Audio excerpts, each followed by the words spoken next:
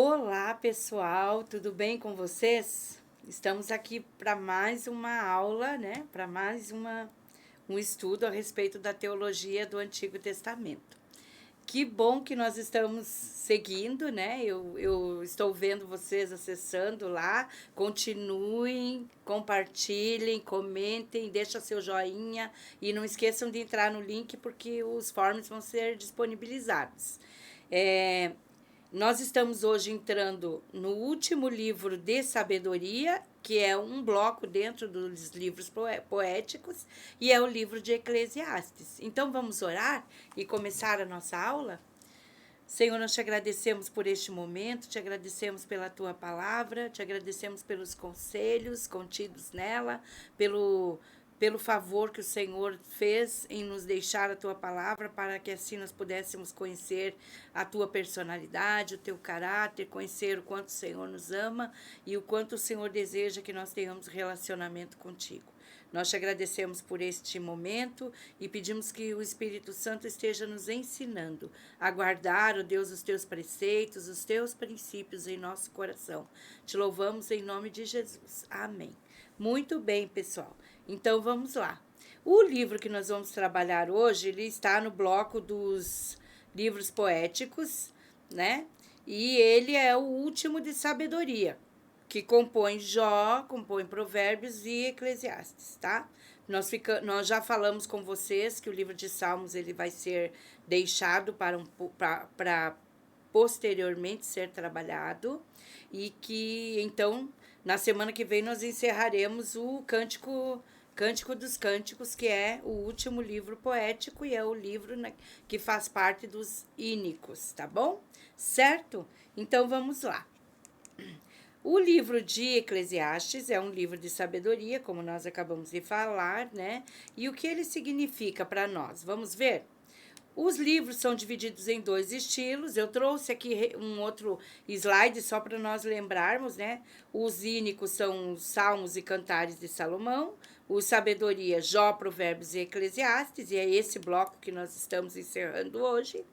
Israel tinha uma escola de homens sábios, Davi mencionou a sabedoria dos antigos, Salomão foi considerado o maior deles, nas escolas de Samuel eram estudados os livros da Torá, então nós estamos vendo aí que sabedoria, que os sábios, eles são importantes no período, né, do Antigo Testamento. Em outras nações, nós já também comentamos que haviam outros sábios, né, Confúcio, Sócrates, Buda, mas somente em Israel a sabedoria tinha por base o temor do Senhor.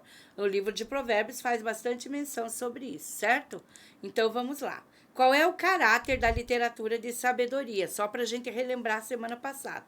É o interesse maior pela sabedoria prática do que a filosófica, envolve a ética mais do que a experiência humana e tem a ver com o humanismo divino.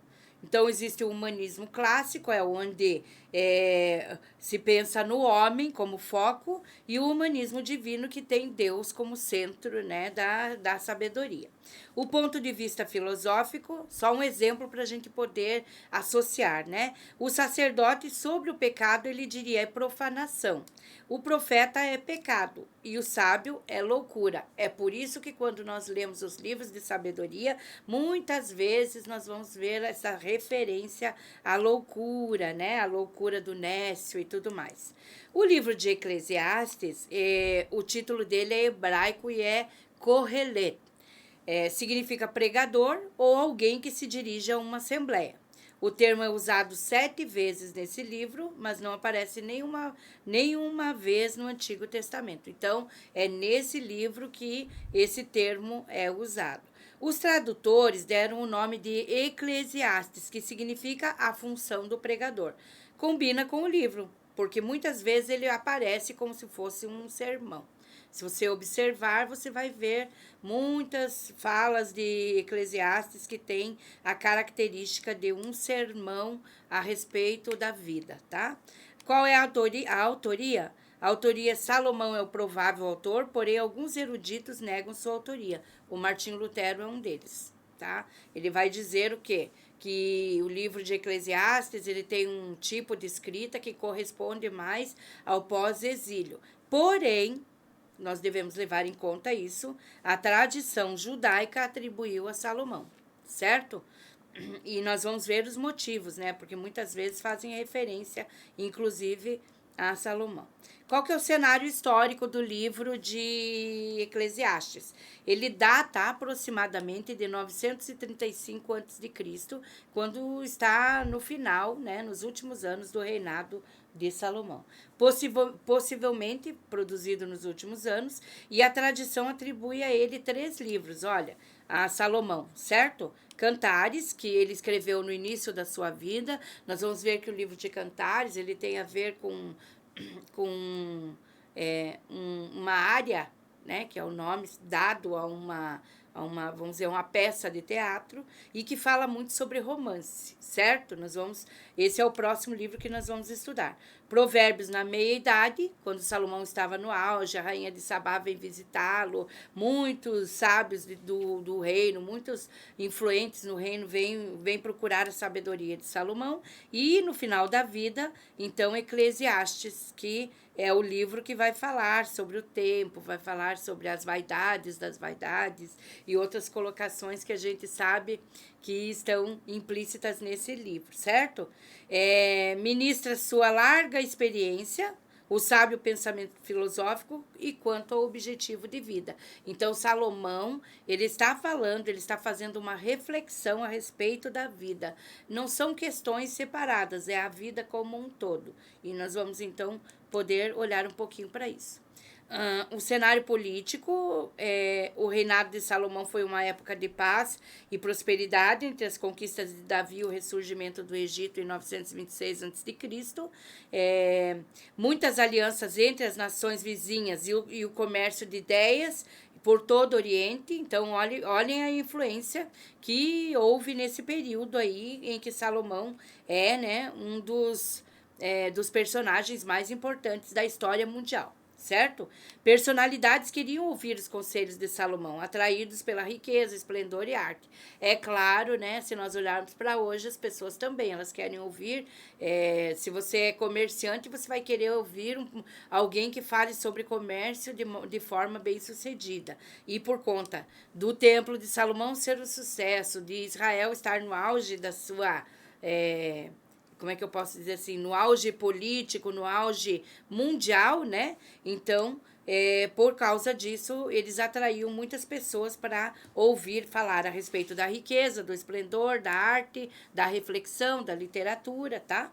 O período que ele viveu foi ideal para os empreendimentos arquitetônicos, haja vista, né, a construção do templo, que apesar de não ser muito grande, mas ele tinha uma suntuosidade, uma realeza fora do comum, né?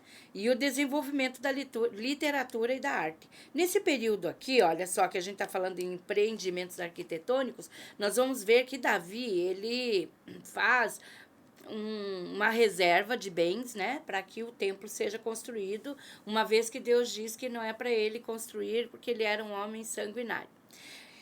Então, Davi, ele se prepara, vamos dizer assim, ele faz o aporte, né, para que Salomão construa o templo. E com isso, Davi também faz parceria com algumas nações. Então, nós vamos ver falar de Irão, por exemplo, que é um rei e que nessa parceria Irão transporta madeira para que o templo seja construído, entre outras coisas, né? Mas esse é um dos focos aqui que a gente vê. Salomão usufruiu de uma rara época de paz mundial. Então, como eu já havia dito para vocês, enquanto Israel ela agregava terras no período de Davi por conta das lutas e das batalhas vencidas, na época de Salomão houve paz e ele fazia pactos, né? Ele fazia aliança e essas alianças tinham a ver com casamentos com mulheres que eram de outros países. Vamos lá, a Bíblia vai mencionar uma que é filha do faraó, tá? Então, por conta disso, Salomão, ele chega... nunca Israel teve uma extensão geográfica tão grande quanto na época em que Salomão estava no reinado. Por quê? Porque ele casava com uma princesa e isso trazia terras, agregavam terras. E então foi um momento histórico, né, para Israel, foi o ápice, né, do cenário político.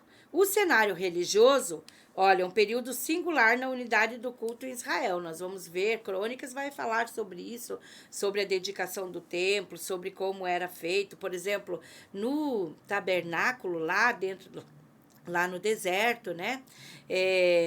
No tabernáculo havia um altar do sacrifício. Lá no período de Salomão, o altar era muito maior. E então, assim, os candelabros eram maiores, eram mais por causa do tamanho, né? E por conta disso, né? De toda a estrutura. Então, o pessoal ali teve o maior, o período de maior destaque, tá? Para o culto, né, em Israel. Davi e Salomão deram destaque à música e à literatura, já visto o que nós vemos em Salmos, Provérbios, Cantares, Cânticos, né? A construção do templo serviu para centralizar o culto. Então, foi o auge ali, né, em Jerusalém. Em nenhum outro momento da história tem havido maior oportunidade para o intercâmbio de ideias e o estudo da Torá e a reflexão religiosa do que no tempo em que Salomão estava no reinado. Ou seja, foi o boom, né? Foi o crescimento, certo? E a questão do intercâmbio de ideias a gente vê ali, então, aquilo que nós mencionamos, os sábios visitando, a discussão, a rainha de Sabá, né? Tempos de glória, tá? Depois da metade do seu reinado, Salomão ficou acomodado religiosamente. Isto porque, com o número de mulheres que ele tinha, cada uma de uma nação diferente, cada uma queria ter um templo diferente, um ídolo diferente, e com isso Salomão ele passou por um momento drástico, né? Que ele começou a produzir templos e postes ídolos e altares para que as esposas adorassem seus ídolos, e com isso ele teve um declínio na sua relação com Deus e sofreu as consequências que nós sabemos que foi quando o filho dele assume que acontece a divisão do reino. Mas o motivo está aqui. Quando nós lemos, nós vamos ver que Deus diz para ele, ó, teu reino será dividido por conta disso, certo? Então, por causa do sincretismo religioso, e aqui vale a pena nós falarmos sobre os dias de hoje, né? Quando a proposta mundial, tá?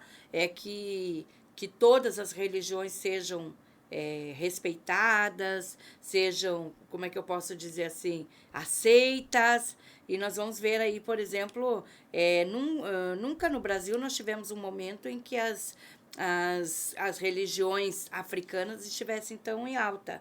Isto porque, por conta desse acomodamento religioso. Lembre-se bem da consequência, né? Declínio na relação com Deus e consequência de divisão do reino. Então, o Brasil também está passando por esse momento. Se você ler o livro de Eclesiastes, você vai ver, então, que isso aqui tem a ver com os dias de hoje, tá? O que acontece é que no fim da vida, Salomão é repreendido pelo Senhor e ele foi reintegrado à comunhão, segundo os historiadores, certo? Qual que é o objetivo do livro de Eclesiastes? Demonstrar científica e filosoficamente a futilidade da vida sem Deus. Também é outra coisa contemporânea do nosso tempo, olha lá. Nunca a ciência cresceu tanto, nunca se falou tanto em filosofia, né? Mas a gente também nunca deixou tanto de lado a perspectiva da soberania divina. Hoje se fala, por exemplo, no hedonismo, não é isso? No naturalismo. Se fala em várias teorias, e todas essas teorias elas têm a ver com futilidade da vida sem Deus. E vale a pena para nós refletirmos sobre isso. Então, outro objetivo, mostrar a satisfação e alegria de viver na percepção da soberania divina.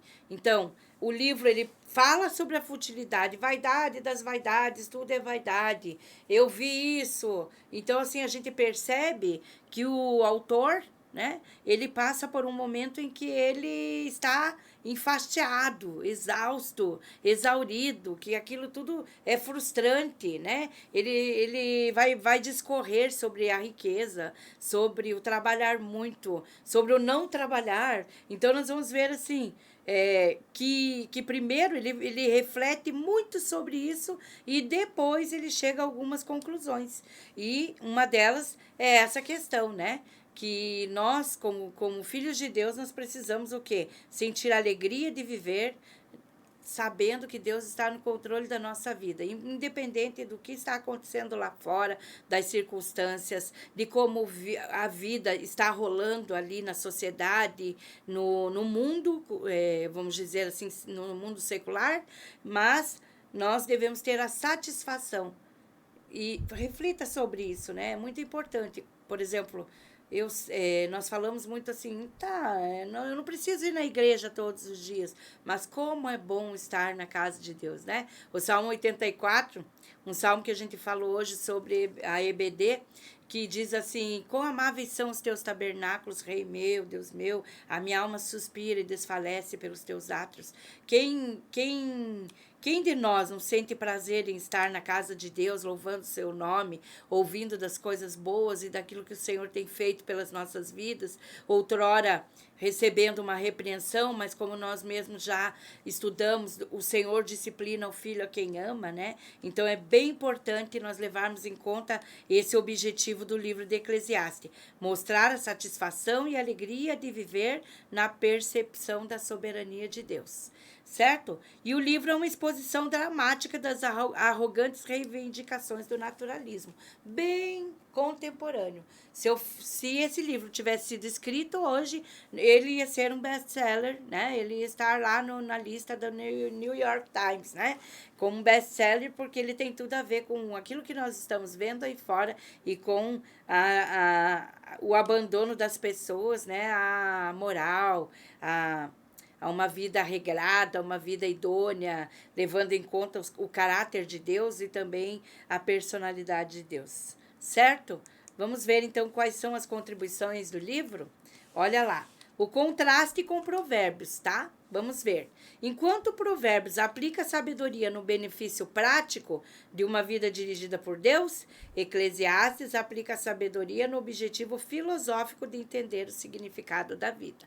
Então, Provérbios dá conselhos para alguém que quer ser alguém que ouve a Deus. Já Eclesiastes, ele vai falar o quê? Sobre o pensamento, a reflexão do significado da vida. E é bem interessante, né, o discurso do pregador, vamos dizer assim, porque o nome do livro tem a ver com isso, né? É bem interessante, porque ele não entra naquelas de perguntinhas, ele vai logo pensando em todo o contexto da vida, certo? Salomão focaliza a existência do seu todo e não nas suas particularidades. Seu interesse é mais pelo significado da vida do que os seus problemas, certo? Então, o que ele está vendo? Ele está ali olhando para trás, vamos dizer assim, porque como nós vimos, Eclesiastes é um dos livros que ele escreveu por último, e ele está olhando para trás e fazendo, vamos dizer, uma reflexão sobre tudo que ele fez, tudo que ele construiu, tudo que ele vivenciou, e aí ele chega às suas conclusões ali no capítulo 12, que é fantástico, capítulo 12 de Eclesiastes, é maravilhoso. Como um filósofo se põe de lado para indagar o porquê da vida, sem uma resposta adequada ao porquê? Então, assim, o que acontece? Quando nós falamos em filosofia, nós estamos... Tanto que a figura de filosofia é aquele pensador, né? Esse é o pensamento dele, né? A reflexão dele. Ele está pensando para dentro sobre os porquês da vida e como ela se desenrola. Ele está olhando para esse todo como se ele estivesse de fora, certo? Então, quando nós olhamos para esse porquê como um todo, é mais ou menos como eu chegar lá aos 40 anos e dizer assim, puxa, não estudei, né? E agora? Como que vai ser daqui para frente? Então, Salomão fez mais ou menos isso. Ele olhou para tudo que ele havia feito e olha que Salomão teve muitas experiências, nós sempre falamos, né? Muita riqueza, muita influência. Ele teve muitas mulheres que também acabaram gerando na vida de Salomão todo esse transtorno em relação à idolatria, certo? E agora ele está refletindo sobre isso. Vale a pena a gente ler o livro e vale a pena a gente observar também a nossa vida no foco do livro de Eclesiastes, certo? Primeiro livro de reflexão filosófica sobre o significado da vida. Olha a importância desse livro. Bacana, né? Muito bem. Mais contribuições. Naturalismo é rejeitado, tá? Então, o que Salomão traz? A importância de você colocar a sua vida diante de Deus. Fala da alegria de viver, lá no capítulo 3, do 12 e 13. E ele tem o capítulo, uma parte desse capítulo vai falar sobre os estranhos traços agnósticos. Em algum momento, a impressão que dá é que Salomão ele tá tratando de um tema e que ele está desviando ali a teologia, né? O pensamento cristão ou o pensamento judaico, tá? Porém, são dois pontos de vista com negação e afirmação. O ponto de vista do naturalismo, ele vai usar esse termo debaixo do sol em relação à futilidade da vida. Então, ele vai dizer assim, o sol, aquilo que a gente fala, uma frase, o sol nasce para todos, né? O sol nasce para o justo, o sol nasce para o injusto, né? É esse pensamento de naturalismo que depois ele vai rejeitar tudo isso. A soberania divina na vida pessoal, então ali ele vai falar muito sobre Elohim 40 vezes, tá? No livro de Eclesiastes, e vocês sabem, Elohim, o Deus Criador, né? A Trindade agindo lá em Gênesis, então a gente vê ali todo esse questionamento, puxa, se Deus fez o homem, né? E Deus conhece o homem. Primeira menção, a ênfase na eternidade e julgamento.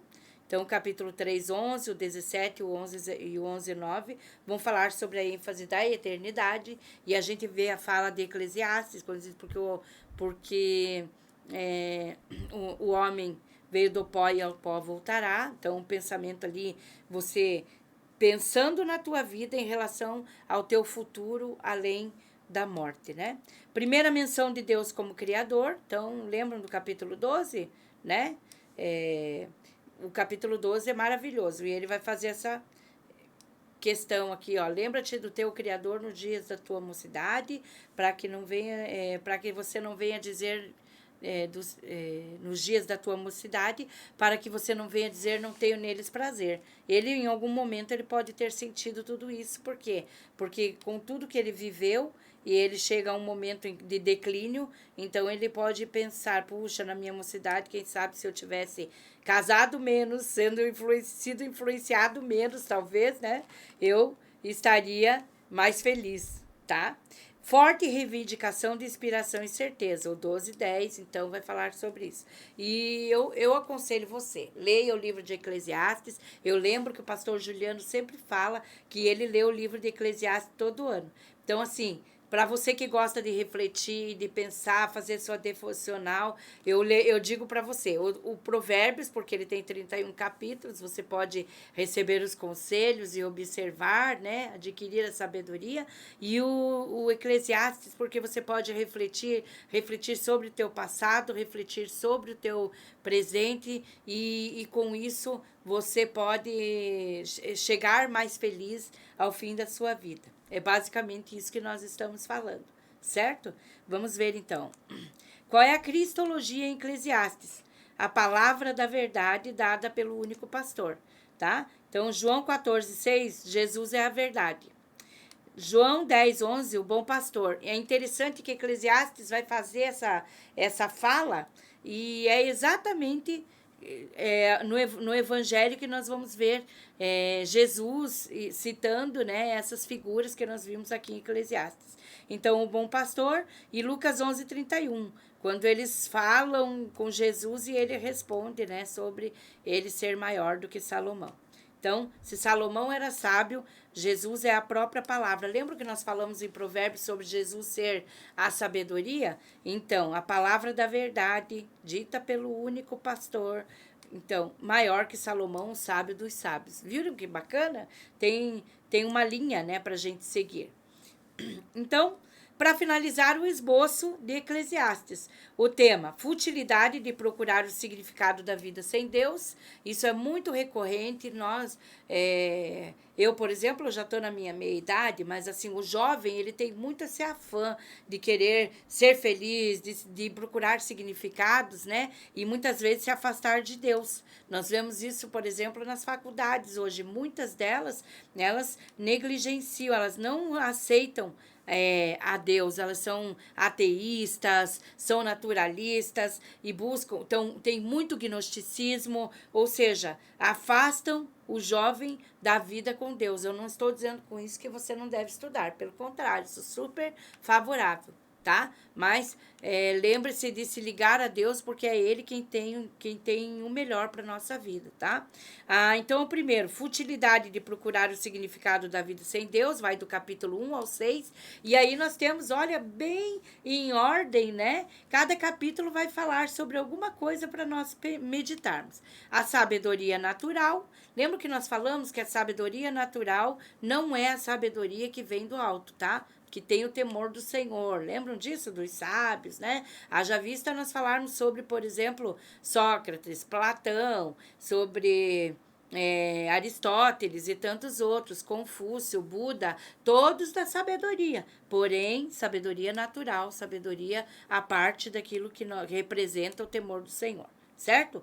O capítulo 2 vai falar sobre a futilidade, olha, do prazer e lucro.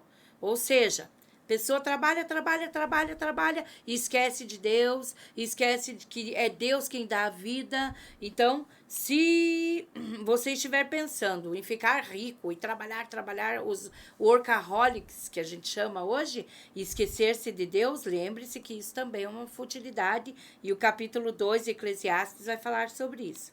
O desprezo à eternidade, então assim, o cético, ele vai dizer não a Deus, e ele vai com isso não acreditar no céu, no paraíso, numa vida após morte, e com isso, então, ele vai padecer, né? Nós sabemos o resultado, o Apocalipse vai falar sobre isso, né? Sobre o inferno foi feito para Satanás e seus anjos e para todos aqueles que se esquecem de Deus. Não quero ser tão dramática, né? Mas eu tenho que lembrar vocês a respeito do que a palavra de Deus está falando sobre isso. A extrema labuta e do sucesso, ou seja, tem pessoas que nem dormem, que a vida deles é trabalhar. E aí vem aquela coisa. Eu trabalho a vida inteira para dar de tudo aos meus filhos. E depois eu gasto tudo que eu ganhei para poder pagar o psicólogo, para pagar a terapia, para resolver as questões em relação ao meu filho, porque ele não teve contato com os pais, ele não tem amor, porque faltou aquele vínculo familiar. Então, são coisas para nós pensarmos, e o livro de Eclesiastes vai nos ajudar com isso. Religião vazia e de riquezas, e aqui vale a pena nós meditarmos sobre isso, né? Por exemplo, nós vemos que o judaísmo, ele em algum momento ele se tornou uma religião vazia e que só foca no dinheiro, tá? Basta nós olharmos, por exemplo, quando Jesus derruba as bancas lá no templo, certo? Então, vamos olhar para isso com um olhar reflexivo para a nossa vida. Por que eu venho à igreja? Por que eu oro? A troco do que eu estou vivendo e disponibilizando a minha vida? Eu tenho pensado em Deus, eu tenho pensado na minha relação com Ele, tenho intimidade com Deus, ou eu apenas vou à igreja, escuto o que o pastor diz e esqueço, vou embora e volto, sigo a minha vida até o próximo domingo. Vale muito a pena a gente meditar sobre isso. Nós vimos no livro de Jó que os amigos dele achavam que porque ele tinha passado por aqueles perrengues em relação à riqueza, ele perdeu todos os seus bens, e que ele não andava com Deus. Veja que isso aqui é uma reflexão também no livro de sabedoria de Eclesiastes, para que nós possamos ver. E o capítulo 6, as meras realizações terrenas. Também viver a vida em função do status, em função de viagens, em função do meu bem próprio, apenas por isso eu perco, então, o significado da minha vida. Olha lá, a parte 2 do esboço vai dizer sobre a felicidade de achar o significado na vida com Deus. E isso é do 7 ao 12. O valor da formação do bom caráter. Então, isso é muito importante. Gente, no capítulo 7, né? Nós vemos que hoje o caráter, a gente fala muito em caráter, e liderança, a gente fala sobre caráter, e o caráter é muito importante para o cristão. Nós vemos que muitas pessoas, elas vivem na igreja, mas elas não trabalham a formação do seu caráter, e com isso elas caem em mau testemunho, né, dão vexame, não conseguem ser consistentes na vida cristã. Vale a pena a gente ler o capítulo 7. Responsabilidade do bom cidadão. Opa! Então, existe também no Antigo Testamento a responsabilidade do bom cidadão, que nós sabemos que é aquele cidadão que acolhe os visitantes, que paga os impostos, né, que socorre os aflitos, aqueles que são mais ricos, e isso nós podemos olhar, então, para o capítulo 8. O capítulo 9 vai considerar a vida em função da morte. Você sabe, uma pessoa que está, por exemplo, com câncer terminal, ela começa a refletir sobre isso, não é mesmo? Vai levar em conta a vida em função da morte. O que eu fiz, o que eu preciso me arrepender, o que eu preciso colocar em dia. E o capítulo 9 de Eclesiastes vai abordar, então, esse tema. A necessidade da sabedoria, e sabedoria, irmãos, não é inteligência, tá? Conhecimento não é informação, tá? Eu tenho falado bastante isso, e isso é bem relevante para que nós possamos crescer, principalmente na nossa vida cristã, na nossa caminhada, né? Na nossa jornada com Cristo. Então, quando nós falamos de sabedoria no capítulo 10, nós estamos falando da sabedoria divina, do temor do Senhor, certo? Agora, não é conhecimento. Conhecimento também é importante. Por exemplo, nós estamos estudando a palavra de Deus. O conhecimento é importante, certo?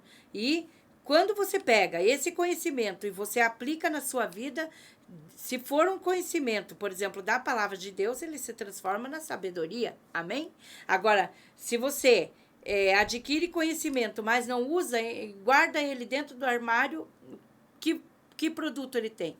Né? Ele precisa transformar a nossa vida, e isso é sabedoria. Já a informação, você lê, eu posso ler o jornal e ficar bem informado, mas eu só vou transformar em conhecimento aquilo que eu trouxer, transformar a minha vida, certo? Eu tenho falado bastante sobre isso. Então, não esqueça, todos nós temos necessidades. A Bíblia vai dizer assim: se você quer sabedoria, peça a Deus, que a todos dá liberalmente. Necessidade de semear sabiamente para a colheita vindoura, e esse texto é tradicional: tudo aquilo que o homem semear, isto ele ceifará, e isso vale para nós em todos os momentos, em todas as áreas. Se eu guardo dinheiro, eu vou ter uma colheita melhor. Se eu plantar um milho, eu vou recolher quantas espigas de milho. Se eu plantar uma urtiga, quantos pés de urtiga eu vou receber? Uma praga, né? Vamos dizer assim, certo? Então, semear sabiamente. Pense sobre o que você está semeando. Você está semeando paz, amor. Você está semeando a palavra de Deus, os princípios da palavra de Deus. Você está semeando coisas boas. Então, você vai ter uma colheita magnífica, certo? E para finalizar, né, a necessidade de lembrar-se de Deus nos dias de sua mocidade. Então, o capítulo 12 é fantástico, leia lá, é maravilhoso, é o encerramento do livro, né, e ele encerra de uma maneira, assim, espetacular, falando sobre isso. Então, quando que, na juventude, né, muitas vezes as pessoas, elas não levam em conta que elas vão envelhecer, e que elas vão morrer, e que elas vão chegar a recolher os frutos dessa colheita. Então, o pregador, né, que aqui para nós é Salomão, né, ele vai incentivar as pessoas a lembrar-se de Deus ainda cedo, porque quando chegarem os maus dias, você não tenha como dizer, não tenho neles prazer, certo? Então, hoje nós ficamos por aqui. O livro de Eclesiastes é maravilhoso, tá? Eu estive discorrendo com ele, mas assim, eu fiquei com uma vontade maluquete de entrar de novo e dar mais uma lida, porque eu achei muito bacana. Depois que você olha o esboço todo do livro, você olha os significados, faz uma diferença na vida. Ok? Vocês estão gostando da nossa aula? Não esqueçam de deixar lá o seu comentário, seu joinha. E se alguém ler o livro de Eclesiastes, compartilha comigo lá o que gostou, que vai ser bem interessante. Eu quero deixar aqui o meu abraço para vocês. Nós estamos no meio do nosso Antigo Testamento e logo, logo nós vamos entrar então nos profetas e vai ser muito bom, hein? Convide seus amigos, sua família, incentive as pessoas a estudarem a palavra de Deus e nós vamos crescer juntos na graça e no conhecimento de nosso Senhor e Salvador Jesus Cristo. Um beijo para todos e até a próxima aula.